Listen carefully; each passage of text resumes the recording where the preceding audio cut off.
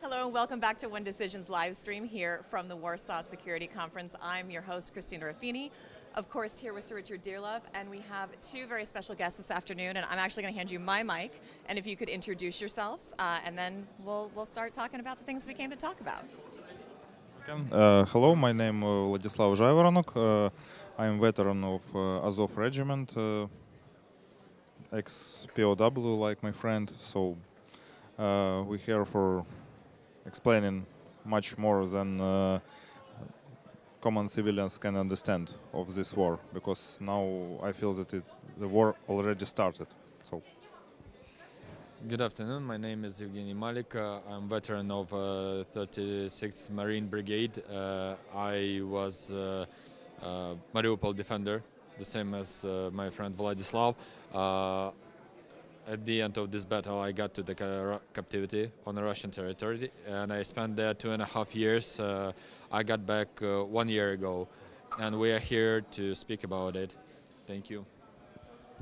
I do want to talk to you all about your time in captivity and what the conditions were like, but I also want to ask you just very briefly, where were you when the war started? Did you think that you would have to be fighting in this war at this time?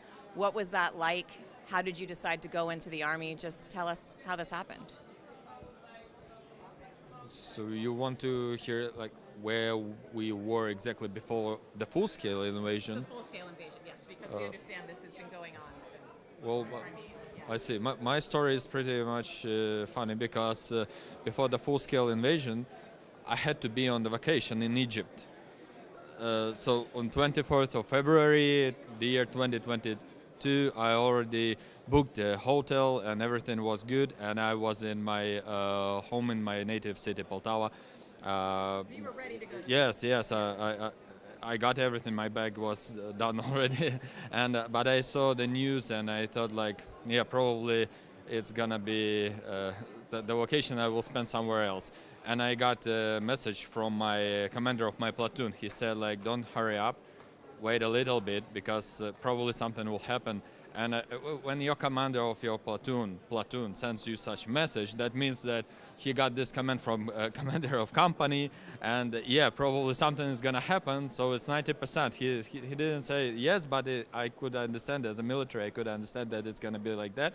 And I spent just one night, and I remember on Tuesday morning I got up and I had such dream, and I got that, yeah, I will go and something will happen. And in 1 hour I got a message from my commander of my platoon that take all your stuff and come to Mariupol direction. Yeah, because my brigade was on the position in this Donetsk region, and we were on the front from the very beginning. And yeah, it was just me who got the vacation, and he said like, come on, come to the position. We will fix the questions with your vacation after. And I thought like, yes, of course. I bet you still haven't gone on that vacation, have you? Yes, I got a rehabilitation after the captivity, and then I quit with the army, so I didn't have any vacation, technically. And where were you when the war started? And tell us your story, yeah. As I tell, I was. Sorry, it's very soldier. loud in here, so if you could be a little louder, it's just hard for me to hear. Okay. Yeah, perfect. As I tell, I was a soldier of Azov regiment. Now it's a brigade, and I was in Mariupol. And I already was a soldier with more than 3 years experience in a reconnaissance platoon. So, as for me, it was maybe best time to take a part in this war, because I was on maximum level of trainings, of experience for all of this. Maybe that's why I was like very efficient. I hope I was very efficiently a soldier in this siege of Mariupol, but it was my job. Of course, it was a little bit scary, maybe not a little bit, but it was my job. It was my honor. Yep. I mean, clearly the siege of Mariupol militarily was an extraordinary event, but I mean, we're here really to talk about your experiences in Russian prisoner of war camp. I mean, can you, probably difficult maybe emotionally to recount what happened, but can you give us a general idea of what that experience was like and what the aftermath of the experience was like? So the experience of the captivity, it's too long period of time to say in couple of words. It's almost impossible. Yes, but the main thing is that any sort of information you can find online, that is hard to believe in that, especially for modern people of civilized countries, but that is true. That is how it works. As far as you go to Russian prison as a captivity, you will be tortured in the way you can hear all the time from Ukrainian ex-prisoners, and even more just to prove it. Look, the Russian Federation yesterday or a couple days ago just went out from an international law due to tortures. So officially, Russian Federation, they are not in that law. And due to their law, they can torture prisoners and captivities and etc. So they tried to argue and say their government that it's not true. But indeed, they went out from this law. What is the sense? So yes, the experience is horrible, and that was the worst part of my life. Yes, worse than Mariupol even. What is the point of this torture? Are they trying to get information out of you? Are they just trying to make it as horrible as possible? Was there a goal, or is it just how prisoners are treated in this war? It's right questions, but it's not. It's right question, but you need to understand enemy completely. It's not just about politics. It's not about just Putin of something another high-level commanders of his army. It's about who makes this, who destroyed Mariupol. When I tell about destroyed Mariupol, usually civilians from another country, civilians who don't see it, sometimes it's even civilians from deep, like western part of Ukraine, don't feel what that means. Russians blocked all this city at the 6th day of after beginning this big-scale invasion, and they destroyed blocks of the city with civilians inside. So when you see old photos since 2022, you see burned houses, burned blocks, and you need to understand that almost all oldest people died inside. So according statistics, it's close to 100,000 of people, civilian people, died in Mariupol. It's almost every fourth of Gaga. Yeah. So and you need to feel, to understand who made this. It's not just about Putin. It's about simple Russian civilian who get a weapon and get a permission to use this weapon against civilians. And nobody tells him stopped. When you ask about captivity, we can explain which torture they use, how often they do it, how many food we get during this time, but it's not, maybe it's much interesting questions, but you need to understand, Russians, all their culture during last 400 years built prisons, and takes people in these prisons. Sometimes it's 20 years, sometimes more. They know how to keep guys in captivity during all this time, very close to death, but not to kill. Sometimes guys died in captivity. Of course, it's not randomly. It's if someone Russian, someone from Russian who works in this captivity try to be more humanity, he will be fired. That's not allowed. They can't show. Of course. They need to do all this with us. So, who destroyed Mariupol? Simple civilians who get weapon, who get artillery, who get this job, and they don't think about this. As for me, it's very strange to understand that. Maybe you remember that, that Russians destroyed drama theater with more than 300 people inside, and almost 700 was wounded here. And My colleagues were covering that. They were there, yeah. So, and Yep. I was covering on the Polish side. so and a pilot who do this comes back at his home, hug his wife, and feel himself very, very well. But So, can I ask you a personal question? I mean, you clearly were wounded and lost a leg. Did that happen in Mariupol? yeah, but- it's but I happened mean- in Mariupol. I have to. How long did you have to? I mean, when you were in prison, did you have a prosthetic or? I have prosthetic now more than three years because I get this wound at the last night of siege of Mariupol. So I can tell about this, but I think it's not so interesting question. Like, No, I can understand it's emotional, but on the other hand, I mean, I think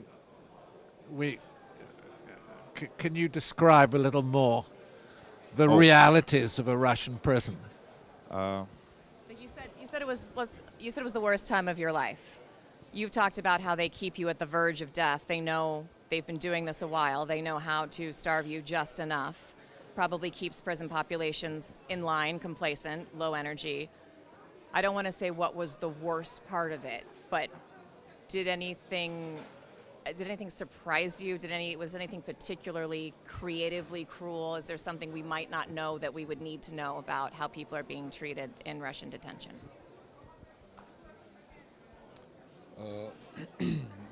Well, frankly speaking, I was surprised on the territory of Russian Federation. As you know, for the very beginning of the captivities, they got to Olenivka in Donetsk region, which is occupied.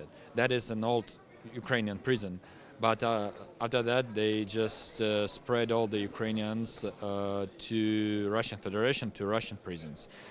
And the sense of tortures you asked, I have my own personal story. When we got to the Russian Federation first day, we got to this Russian prison, and we got 240 captivities there, Ukrainian prisoners, probably. And now our floor, we heard that someone came, opened the room, and asked some surname of some Ukrainian prisoner. He went out, they just disappeared somewhere. And in probably 10-15 minutes, we heard the screams. But that was the first experience, not just in the captivity, but in the prison at all. Like, we are militaries, we are not criminals, so we didn't know what is that. We didn't even discover for the very beginning that we are in the prison. And one of the guy in my room said that's okay, guys, till the Easter we will be at home. This is a religious, We'll be home by Easter. Yes. That's Christian big day. They will fix it. And I said, like, are you joking? Like, what? Didn't you get what is going on? And he was like, no, what? And I said, like, look, we are here after the Mariupol battle. How many people were killed in Mariupol? Hundreds of thousands. Who did it? and he was like, "What a stupid question! Didn't you see the Russian aircrafts, air jets bombing the city more than 1 month? They did it." And I said, "Yes, of course. They will take you to that room. Where is this guy right now? And you will say them. You will tell them this story. We will see what happened." And that was the truth. That was the truth. That for the very beginning they tortured us to make us take all these victims, all this death on us, to make it legitimate. It's like. Is that what they wanted to hear Yes, from you? Like, yes, this is that our fault, yes. we started No, this? no, no, that no. They wanted us to. They wanted to hear that we killed everyone. Oh, trying That to yes, you I know did the people. theater, Yes, you did they that. were breaking the bones, and I know the guys who took like 30 killed people, 40 killed people. You know that is like so much crazy. Like the guy, he said that I was going in Mariupol and I was just shooting where I wanted, and I killed like 40 people. That was the sense of the tortures. And all these guys, they are right now they are in Makeyevka, in the prison of Makeyevka. That the prison where they put all the Ukrainian captivities who legitimated all these crimes, and they make it like beautiful with the court, with the judge, with everything, like as if it's like truly some kind of Russian Gaga. Show trial. Exactly. Yes, they make a show to they make it because they have a strategic view and they are watching like in the future, and they want to they don't care what is going on right now. They don't care how we call Putin. They care about the future and what is going to be written in Russian books in 30 years. Who killed people in Mariupol? Yes. So they don't care what is happening right now. Exactly. Yes, that is the main sense of the tortures during the interrogation. Yeah, that's. Yes. So I come from a military family. So Richard has a lot of experience in the field. And I wonder, when you sign up, when you went into the military, I feel like you knew that dying, you knew that being injured could happen.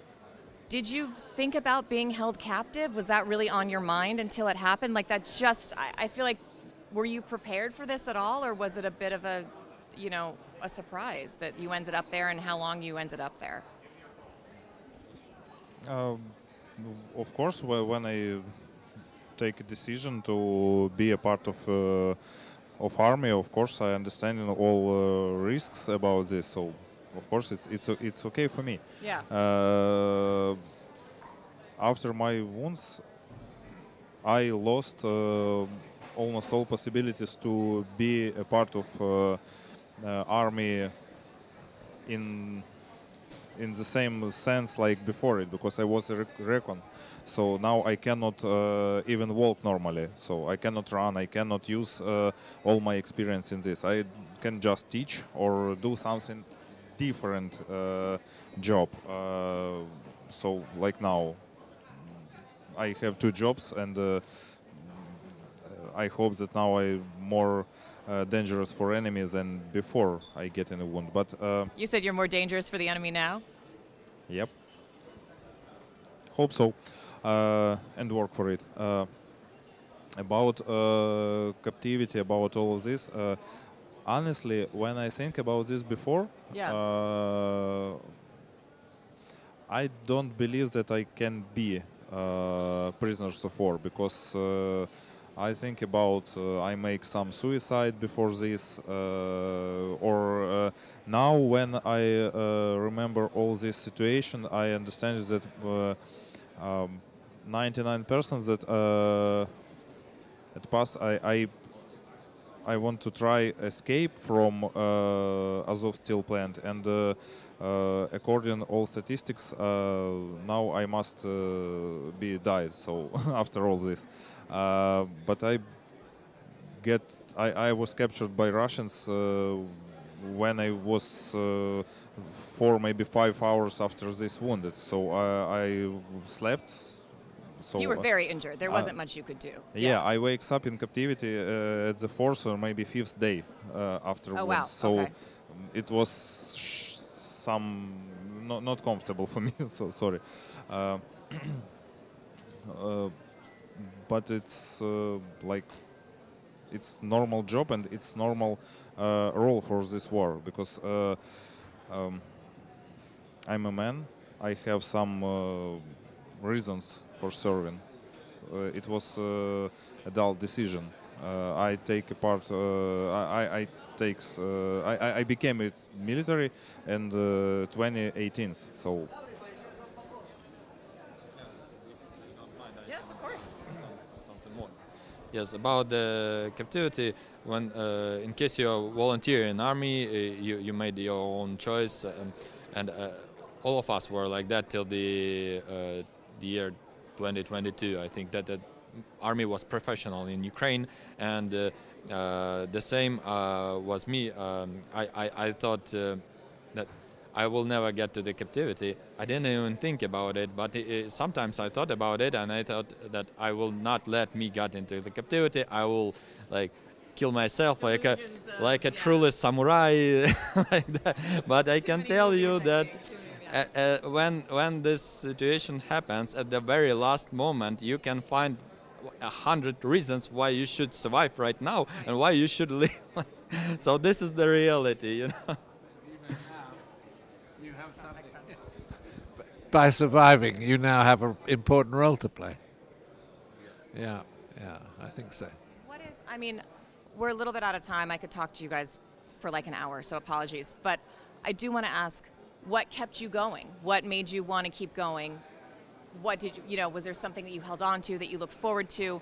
And as you're talking to people like us and people in the US and people in Europe, what do they need to know about your experience, about Ukraine, about this war? So you want to know what makes us keep going? What wanted us to survive in the captivity? What helped you survive? What did you Okay, think about? yes. What made you keep going? Of course. Well, for the very beginning, we are Ukrainians. Mostly, we are Christians, and that is a really bad thing as a suicide due to our religion. So you cannot kill yourself. So this is the first thing, religion. The second thing is mother, because yes, I know my mother. I know how she loves me. So, and I couldn't like imagine what's gonna happen to her in case she will discover that I am dead. So that is the second reason. Basically, that's it. That's two main reasons. But even though, yeah, good reasons. But even though that is so hard to stay under control in the captivity that you cannot even imagine. Like even with these two great reasons, I was like so much close. I was run off my strength almost, and thanks God I got back. But the thing is that a lot of guys, even from my room, from my prison, are still there, and Russians don't want to let them back. They are there. They are even without any guilt. They are just in as a prisoners without any this war criminal thing. That they are just captivities. They do their nothing. Russians are beating them just for fun. Guards, I mean, because they are like this. Russians are crucial. You have to understand, Russian guards and French guards or Canadian guards. That's a big difference. It's just difference in the mentality. For them, that's normal to beat you up, and because they are boring. That is the reality. They have nothing else to do. But Yes, exactly. Yes, moreover, the administration. This is the rule of administration. Administration controls that. They can let them do this or deny. And in the majority of cases, we know that this is this is the way of administration controls the situation. They call this strict regime. So they want to make us to be afraid. So we will be quiet, and this is the administration way. We heard it, when guards were speaking about it to each other on the corridor, that the administration led them, that administration commanded them to beat us up every day since 9 a.m. to 11 a.m., approximately 2 hours. And but they don't care about it, they like it. So we heard they were speaking about it between each other. So the thing is, we are speaking about it to mention the people, to let the mass media in the civilized countries to know that people are still there. Russians, exactly Russians, don't want to let them go back. And I can prove this, because how did I come back to Ukraine? Russians didn't want us to give us back, especially Mariupol Mariners and Azov Regiment soldiers. The majority of us are still there.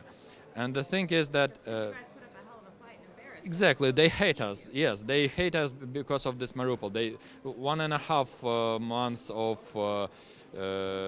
this fight, you know, we broke this myth that Russian army is unbeatable. It is beatable. That is real.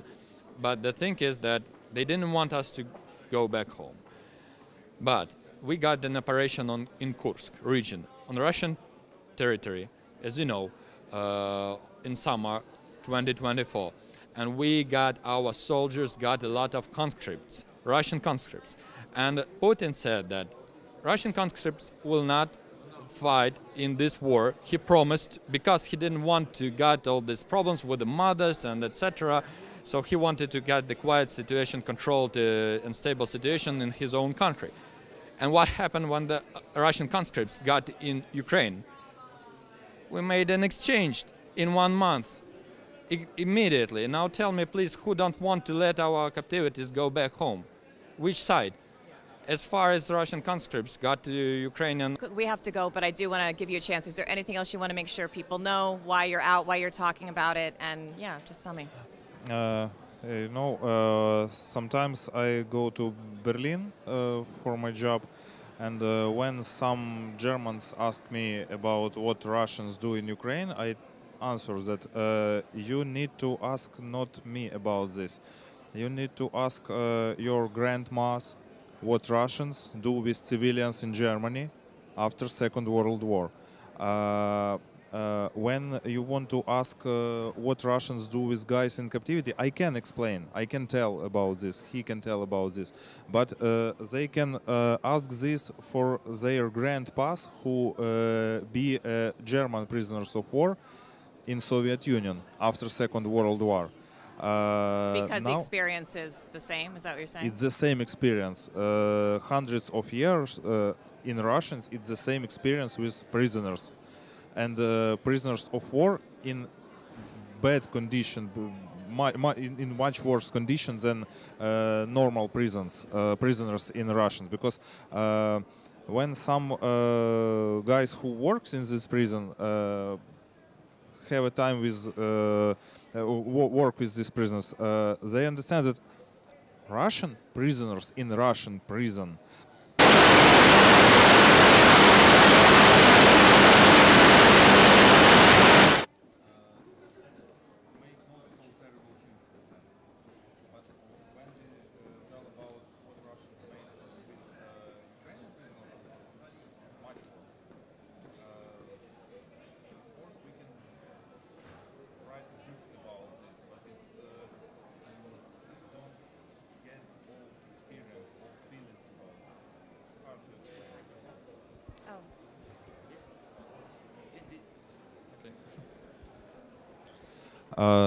so what I want to tell to anyone who listen us now, it's nobody is in safety. So in Ukraine, usually almost all civilians don't feel all this situation, don't feel that soon something can start it. Now I see that Russians prepared for something bigger than they have now. Maybe war in Ukraine, it's just for getting some experience of modern war. As I understand, that's why we here now for speaking about this, for exchange our experience. And I don't need to tell about my own experience like a soldier. I need to teach some guys here prepare for this war. Russians invite Chinese soldiers on the battlefront, not just for tourism. Russians invited some guys from North Korea. Why? Because all this country prepared for new war, modern war. It's completely another war. So, All right, gentlemen, we're going to have to leave it there. Thank you so much. I really appreciate you taking the time. Thank you for giving us your view of these exceptional experiences, which I think are important to communicate to